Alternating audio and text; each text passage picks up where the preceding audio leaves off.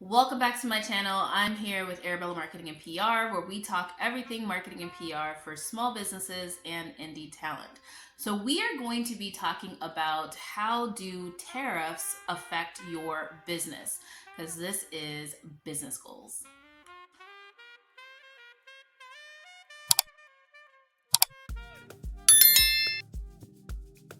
Okay, guys, so lately we have been hearing a lot about tariffs. Tariffs on this, tariffs on that, and I want to talk about the good and the bad of having tariffs affect your business, because some of you guys may not notice, but it's not all bad and it's also not all good. So let's just talk about it.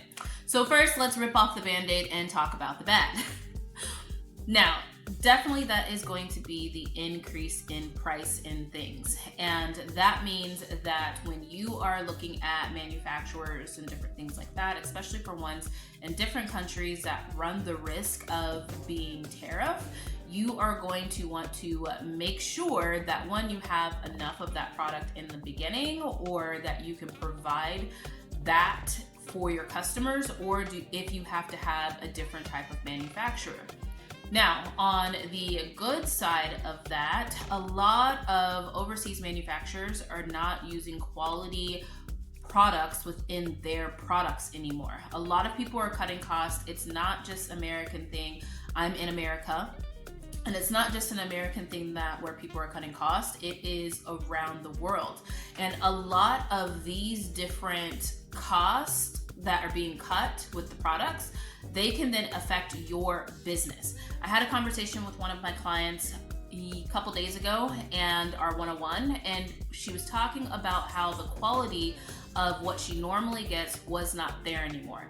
And I want to remind you guys that when the quality is not there of a product, it is not the manufacturer that gets blamed and sued, it is you that get blamed and sued. So with that, you have the good and the bad of some of the tariffs coming from overseas. So guys, when I just hit pause, I was thinking, wait, that doesn't sound like good, noticing that there's bad quality coming from things. But it is a good because it helps you recognize that there are changes that need to happen in your business, and it helps you recognize what type of quality that you are looking to sell in your business. And yes, no, getting sued is never a good thing, but you can avoid all that by finding different manufacturers. For you guys that are in America, find things that are American made, or learn to make them yourself. If you are a seamstress or different things like that, but you have somebody that is overseas that does it for you, maybe it's time for you to start hiring people and for you to do things on your own in order to get that done, or dyeing your own fabrics, different things like that, so that then you know that the quality is there. A lot of times this can come out to be cheaper too, because now you're not paying for shipping costs, you're not paying for all of that. And if you find a team that you can start building in order to be able to have your own team that you're building versus relying on somebody overseas, then you're able to start growing your business, and you're able to start 10xing your business, because you can control everything that's happening right then and there, whether it's controlling the quality, controlling the speed, and controlling how you want it to be represented. So when I was talking about the good of that, I feel like it leads into a longer good, but yes, the initial price and lack of quality, all of that is definitely a bad. So tariffs also lead to inflation. Now, inflation is definitely a bad, because you are now having to spend more money when it comes to what it is that you're doing in order to get your products and your services, in order to provide your products and your services. But I think that when we're looking at inflation, we have to then start looking at different ways that we can evolve our business in order to make money. One, if your business prices are really, really low, and they have been really, really low, now is the time to increase your prices, because people are blaming it on inflation already. So there's no reason for you not to be able to take advantage of some of that inflation that people are already assuming that they're going to have to pay, and start paying yourself what you are worth. A lot of times people have businesses where their services or their products are way lower than what they're actually worth, because when they originally started, they were just trying to be competitive. Well, now they have businesses that have grown and people know what they are, but they're still working with those low prices because they've always been afraid to increase them. So since everybody else around you is increasing their prices, if you increase your price during this time, it's not going to be such a shock to society that your prices are increased. Now, when the economy is doing better and everything is bounced back, if you increase your prices then, people are going to be like, dang, why'd you increase your prices? So do it while everybody's expecting it, is essentially what I'm saying.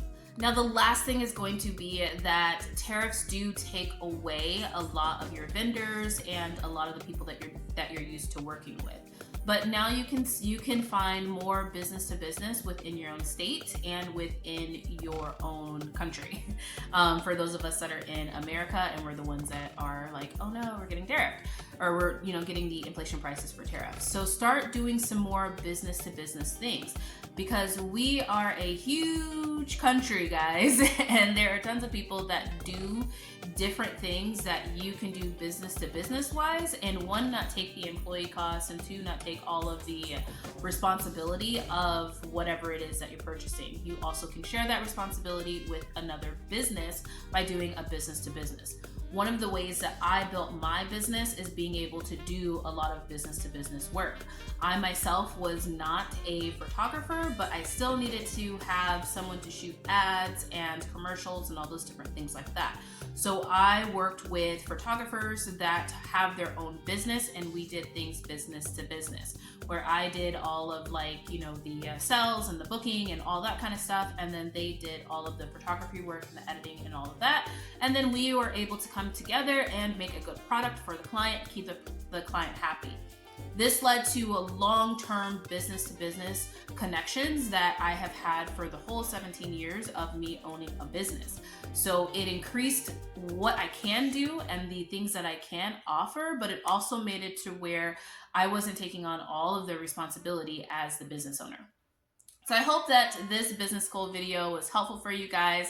Probably was a little bit out of the box because everybody is worried about what tariffs would do to their business, but just remember, every time there is a bad, there also is a good. So you have to look at it from both sides, look at the cup half full, and continue to run a business and find success in your abilities. So I'll talk to you guys later.